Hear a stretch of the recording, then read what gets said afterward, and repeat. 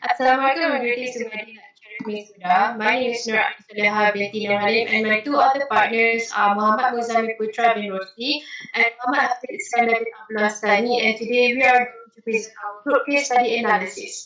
This assignment requires us to analyze the translate attacks using the 7 translation techniques introduced by Binti and Dalgonet. We decided to choose a text from Nabiha A. Majid, Nur Farain M. Jupari, and Kamalul Azmi Jasmi entitled Islamic Civilization and Technology Achievements. This text contains a lot of Malay and Islamic terms that can benefit us in completing this assignment. However, there are some problems that we faced while translating this text, namely terminology, literal translation, polysemy, copula, plurality, and phrases. For the first problem that we encountered is literal translation. Literal translation occurs when there is an exact structural, lexical, even morphological equivalence between two languages. This is only possible when the two languages are very close to each other. For the first sample, the source text is Islam mampu hadir sebagai agama yang dianut secara majoriti. We translated it into Islam is able to present as a religion that is practiced in majority. We use literal translation technique to translate the sentence as both source language and target language are very close to each other and can be translated literally. For example, the source text is dianut secara majority and it can be translated literally to practice in majority. The second sample is semuanya memikul tanggungjawab untuk menyebar dan memahamkan Islam kepada semua masyarakat setempat. We translate this sentence to everyone carries the responsibility to spread and teach Islam to the local in the area. The sentences are also suitable to use literal translation technique as it can be translated word for word from the source language to the target language. The last sample is ajaran yang terkandung dalam Al-Quran melatih pemikiran dan pencarian ilmu bagi kemajuan sains dan teknologi. We translated it to the teachings that are contained in the Al-Quran trains the thoughts and search of knowledge for the development of science and technology. This sentence can also use the literal translation technique as they are very close to each other and can be translated literally following the exact structural, lexical, and morphological equivalence between the source language and the target language. Moving on to the next problem that we encountered is polysemy. Now, polysemy is the association of one word with two or more distinct meaning. For the first sample is selain itu masyarakat Melayu mempunyai pencapaian pada bidang yang tersendiri. We translated the polysemy word in this sentence is bidang, and we translate the sentence to because the community has their own success in a variety of fields. The polysemy word bidang, we translated it into fields. And the term bidang is translated bidang in bahasa Melayu has a lot of meaning as well as fields in the target language, English. The term bidang in the source language can mean ukuran lebar sesuatu kain, lebar dada seseorang, kegiatan yang diceburi, and also bahagian ilmu yang tertentu. While fields in the target language can also mean an area of open land, a particular branch of study or sphere of activity or interest, a grassy area used for playing sports. Therefore, we decided to translate bidang, which is the polysemy word, to field to better suit the context of the sentence. And it is important to understand the context of the sentence before translating a polysemy word. So, to avoid any mistranslated terms just because the term has more than one meaning. For the next sample is penulisan ini juga mendapat pengaruh yang datangnya dari China, India, dan Eropah daripada pelbagai sudut. The polysemy word in this sentence is sudut, and we translate the sentence to the writings have also influenced by China, India, and Europe from many aspects. We translate the polysemy word sudut to aspects. And sudut in bahasa Melayu has more than one meaning, which is penjuru bilik, luas antara dua garisan atau permukaan yang bertemu, arah pandangan atau segi, and bucu. As for aspects, it can mean feature, angle, situation, and view. Even though sudut has more than one meaning, the most suitable translation for sudut will be aspect. We take into consideration the context of the sentence when translating a polysemy to be able to convey the same meaning to our readers. For the last sample is Kepulauan Melayu pernah menjadi pusat perdagangan yang terkenal di dunia. The polysemy word in this sentence is pusat, and we translated it into the Malay archipelago was once a world-class trading center. We translate the polysemy word pusat into center. And pusat in the source language has more than one meaning, which is lekuk di tengah-tengah perut, pusatan titik di tengah-tengah sekali, kawasan yang letaknya di tengah-tengah, and kerajaan atau pemerintah pusat. Meanwhile, center in the target language brings the meaning of the middle point or part, a place or building, to put something in the middle of an area, and the main part of a town or city. We translate pusat, which is the polysemy word, to center after considering the context of the sentence, even though pusat brings a lot of meaning in the source language as well as in the target language. Now, we will move on to the next problem that we encountered, which is terminology.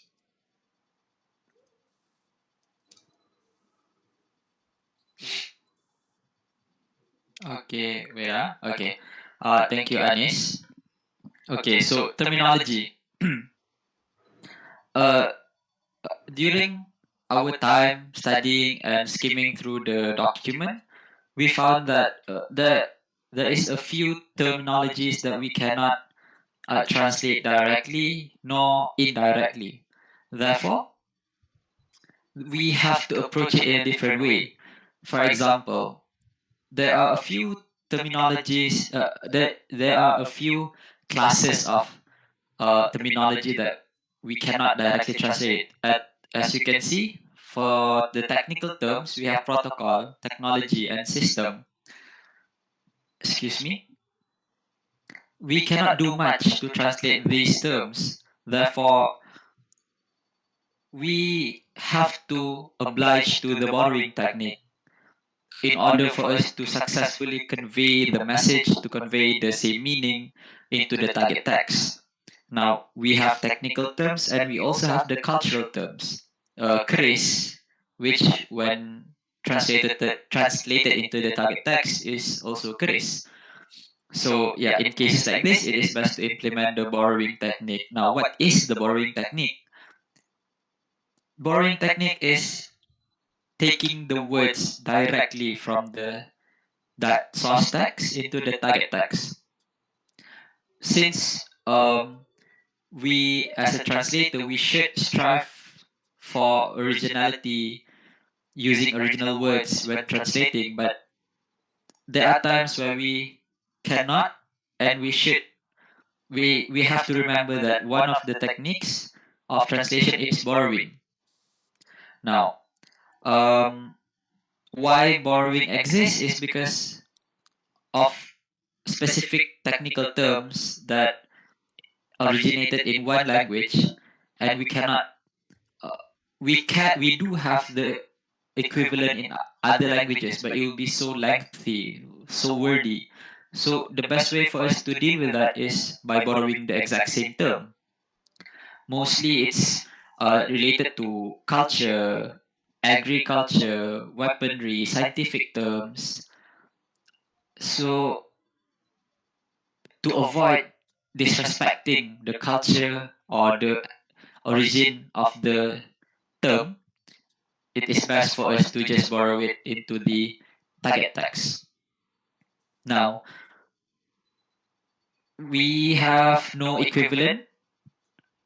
We don't want to disrespect, and we want to make it less lengthy, less wordy. We just take it into the target text.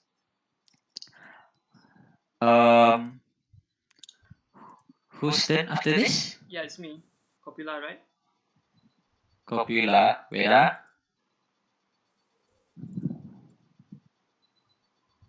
Okay. Take. Let's move on to the third problems encountered, copula.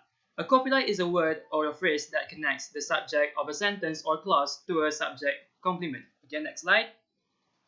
Here is one of the problems we encountered that involves copulas. For the first sample, the challenge here is to be alert of the subject-verb agreement that involves the copulas. Next. Copulas in the source language Bahasa Melayu are usually consist of kata pemberi adalah or ialah. However, the copulas in the target language English are usually consist of auxiliary verbs like is and are. Next. Verb in English always need to be agreed with the status of the subject, whether it's a singular or a plural noun. However, kata pemberi in Bahasa Melayu really doesn't require them to agree with the subject. Okay, the challenge here is to determine the status of the noun here, whether it's singular or plural. Next. Judging the context of the source text, it is obvious that masyarakat Melayu here is a singular noun. Yes, community involves a lot of people, but in this context, we are counting the community here. There's only one community mentioned, therefore it is a singular noun. Next. Therefore, in the target text, the noun needs to be in its singular form. Next. Because the noun is singular, the copula must be is to agree with the singular subject. Okay, next.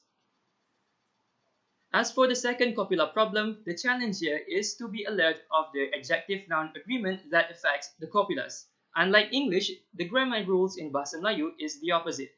Okay, next.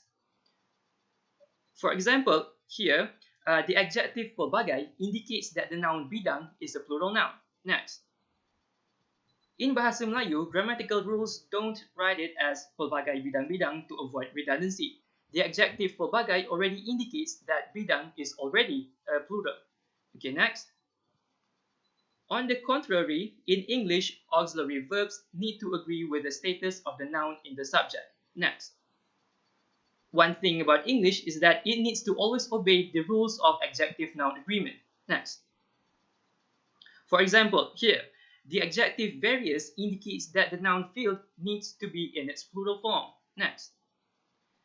Therefore, the plurality of the noun indicates that the copula need to be written as are to obey the rules of subject-verb agreement. Okay, next. For the third copula problem, the challenge here is to always be alert that kata pemberi is not the only copulas in the source language Bahasa Melayu. Next. A synonym for copulas are linking verbs. So, as the name suggests, a verb in Bahasa Melayu can also be the copula of a sentence. Next. For example, in this sentence, the verb mempunyai here acts as the connector for the subject and predicate, although it is not a kata pemberi. Next. Concurrently, the translated term for that word is has, which is a copula and an auxiliary verb. Next. Therefore, it is crucial to acknowledge that kata pemberi is not the only copulas in Bahasa Melayu, just as auxiliary verbs is not the only copulas in English. Okay, that's all from copula. Okay, next we have plurality. Now, in essence, plurality is kata ganda in Bahasa Melayu. So in the English language or the target text, plural forms of a sentence of a noun or an object, a term, is not doesn't really be affected by anything else but a morpheme in English. If, for example, pulau in the target source text in Malay is just one island, singular. However, when you make it into a plural form, we became pulau-pulau. We double the word.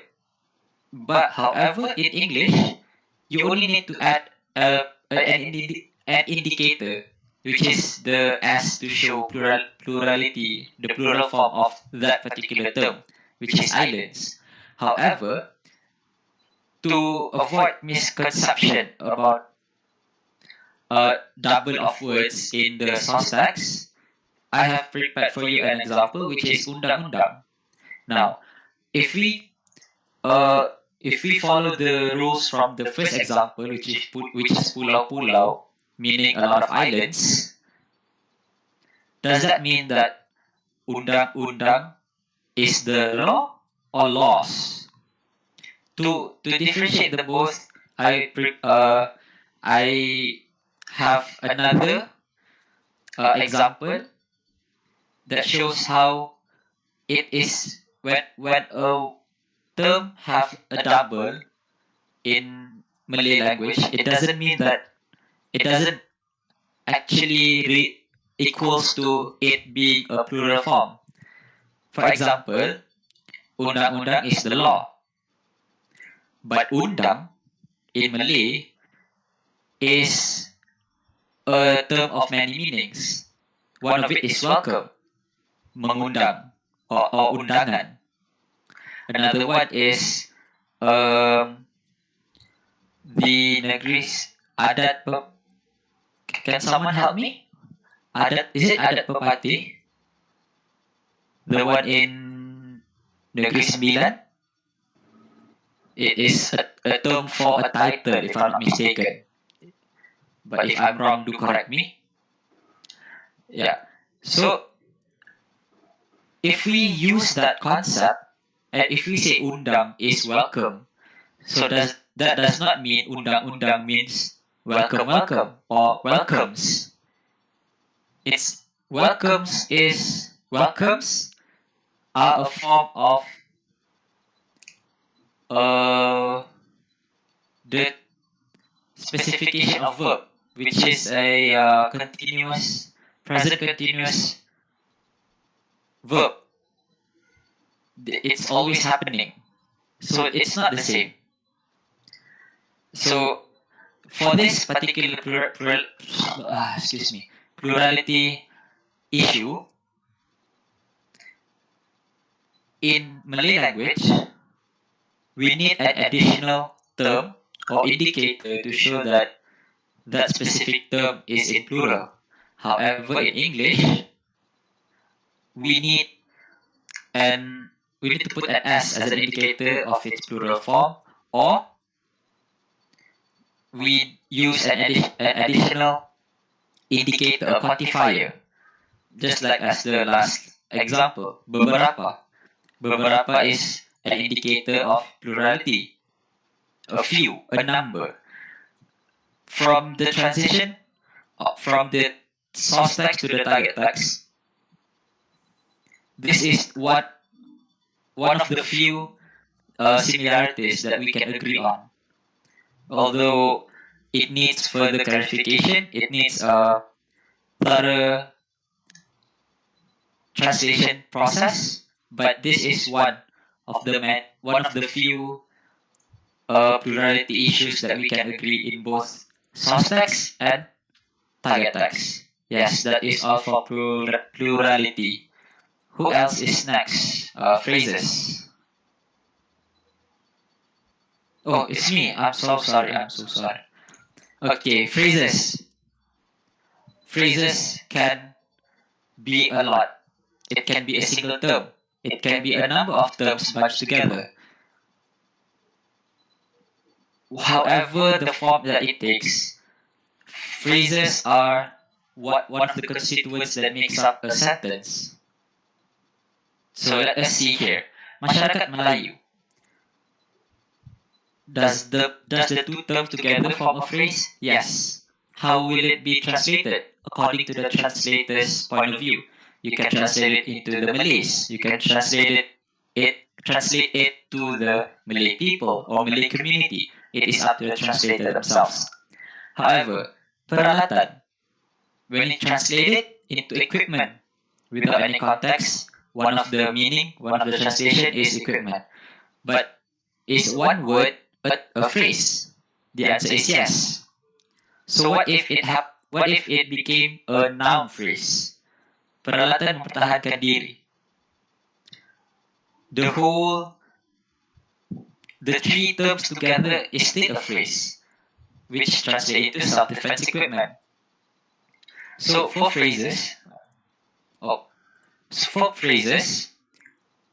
you can have a number of forms for phrases. You have noun phrases, you have verb phrases.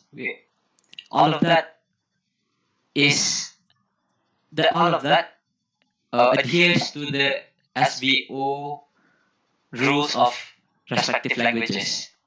For Malay, luckily for us, both Malay and English, the source text and target text, have quite a similar outline of SVO that makes it quite easier for the translator who have proficiency in both languages to deal with the phrases in terms of translation.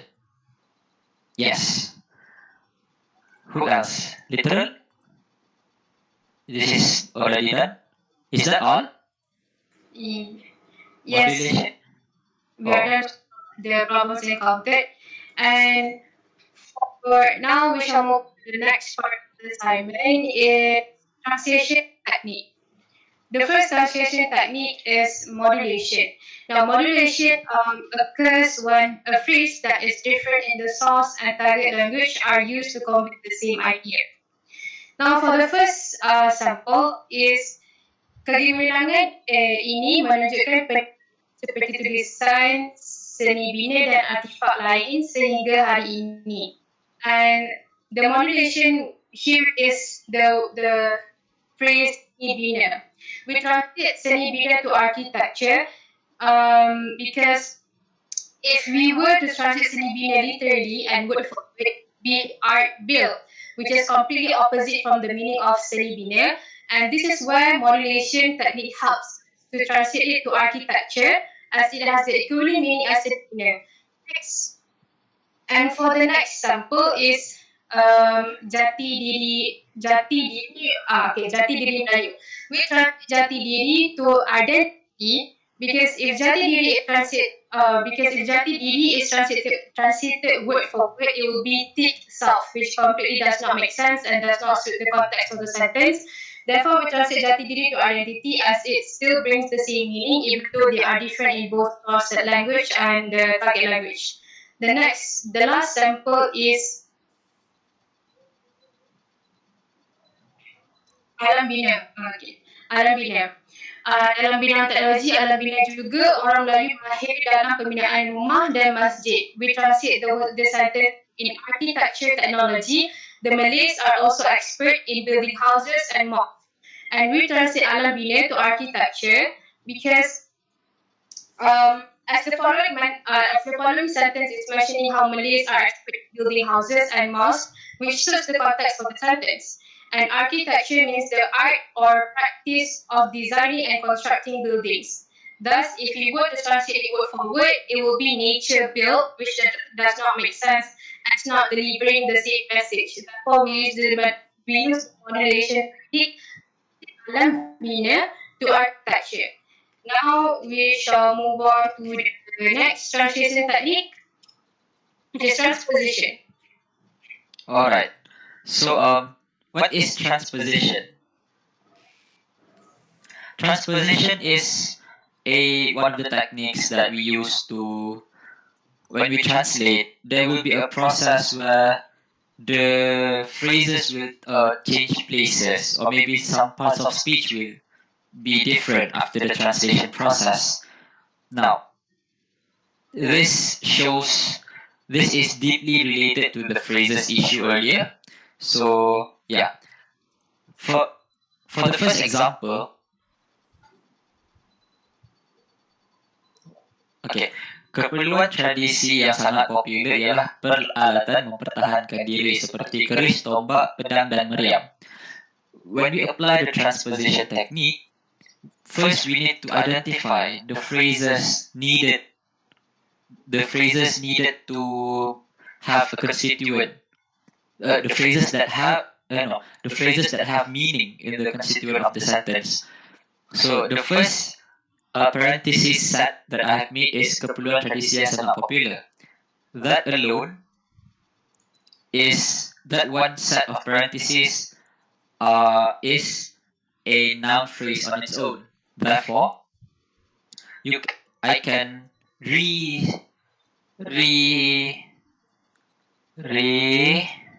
what's the word? Restructure. Yeah, rearrange. Yes. So in this sample, it's easy enough. It's only two sets of phrases. Interchange, change positions from being the subject to the object and from being the object to the subject.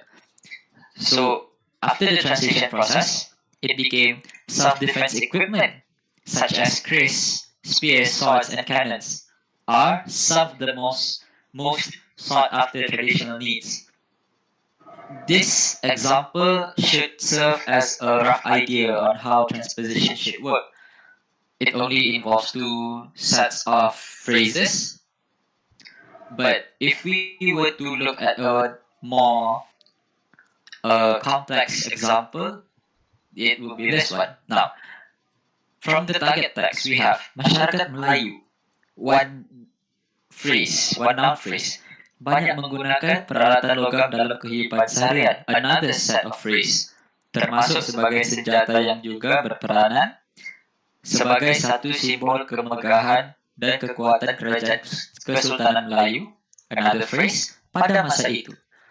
Now, from this second example, we have 1, 2, 3, and 4. 4 sets of phrases that we can interchange and we can rearrange according to the context and suitability of the target text. Now, what I did was metal equipment. I took the second parenthesis to be the subject. Metal equipment are a staple in the daily life. Suddenly, the second part of the source text becomes the first part of the target text. Metal equipment are a staple in the daily life of the Malay people, especially the weapons which, once upon a time, became the symbol of strength and pride for the Malay Sultanate. Now, if we can say that, if we put it in order and we number it accordingly, 1, 2, 3, and 4, after the translation process using transposition technique, it became, the order will be 2, 1, 4, and 3. Now, just having the numbers, when you label it with numbers and you use transposition technique, changing the parts of speech, changing the structure, you can see how translation can be so flexible, and it all depends on your point of view. So, as long as it carries the same meaning, it conveys the same message, you can use transposition as a way of translating. Maybe it's not the only one, but it is an option. Now we have cock. Okay, that would be me. Cock. A cock happens when phrases from another language being translated literally word to word. Okay, next. We use cock to translate this phrase as Malay is the literal translation from Melayu, while community literally means masyarakat. Okay, next. Cock also happens here as Mesolithic is the literal translation for Mesolithic, while age literally means zaman. Okay, next. Here, bone is the literal translation for tulang, while back literally means belakang. Okay, next. Let's move on to the equivalence or idiomatic translation. Next. This technique requires a creative process to express something in a completely different way. Next. In this sentence, we chose to translate the source word canggih into cutting edge. Next.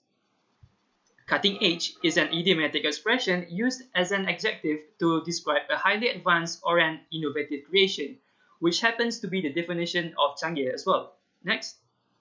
Therefore, an expression is used into the target text so that it contributes more charms to this sentence. Next. In the sentence, we chose to translate the source term berjaya mencipta into broke new ground by inventing. Next. Broke new ground is another idiomatic translation that is used to describe a pioneering invention. Next. Therefore, this technique was used to excessively imply to the readers how remarkable the Malays managed to invent a lighter while Europeans were still admiring their invention of matches. Next. In this sentence, we chose to translate the source phrase pada zaman dahulu kala into the turn back the hands of time. Next. If the source term was literally translated, it would be in ancient times. Next. However, the literal translated terms would be like any other beginnings of a long history lesson. Next. To make the sentence less dull and more impressive, the idiomatic expression to turn back the hands of time was used instead. Now next move to adaptation. Next. This technique is required when something specific to one language culture has to be expressed in a different way that is familiar or appropriate to their target language culture. Next. In this sentence, the term mubaligh was decided to be translated as missionaries. Mubaligh is a person who is sent to the foreign lands to spread religious ideas. However, this term is exclusive and well known to the culture of Malay and Islam only. Next. It would be unsuitable to use the borrowing technique here because the speaker of the target language, English, are not familiar with this term. Therefore, the technique of adaptation was used. Next. Most of English speakers are familiar with Christianity. Next. And in Christianity, there are people who are sent to foreign lands to promote their religious missions. These peoples are called missionaries. Next. In a way, missionaries and mubaligh have the same roles in their respective culture, in their respective religion and culture. Thus, the English speakers read the target text, they will get the idea of Islam having their own version of missionaries. Next. Meanwhile, in this sentence, the term alim was translated as saintly. Alim is an adjective to describe a really virtuous and religious people. As the previous term, it is only well known to the culture of Malay and Islam only. Next. As established before, most English speakers are familiar of Christianity, and in that religion, the term saintly was used to describe a really virtuous and religious people. Next. Both adjectives, alim and saintly, carries the same meaning despite being originated from different religious and cultural background. Next. Therefore, when the English speakers read the target text, they will get the idea of Islam having their own version of saintly. Next. In the same sentence, the term ulama was decided to be translated as clerics. Next. Ulama is a religious leader with wide knowledge of its religion. And yet again, this term is exclusive and well known to the culture of Malay and Islam only. Next. It will be unsuitable to use the borrowing technique here because the speaker of the target language English are not familiar with ulama. Next. Therefore, the technique of adaptation is the best way to translate it. Next. As established before, most of English speakers are familiar with Christianity. And in Christianity, its religious leaders with wide knowledge are called clerics. Next. So, ulama and clerics have the same roles in their respective religion and culture. Next. Therefore, when the English speakers read the target text, they will get the idea of Islam having their own version of clerics. Next. To conclude this presentation, we would say that we managed to overcome the problems we encountered while translating this paperwork by using our skill we acquired in this course. Next. We managed to work as a group to translate this paperwork by revising and applying the several translation techniques by Vinay and Belnet into our translation processes. Next. That will be all from us. Thank you for watching. Thank you so much.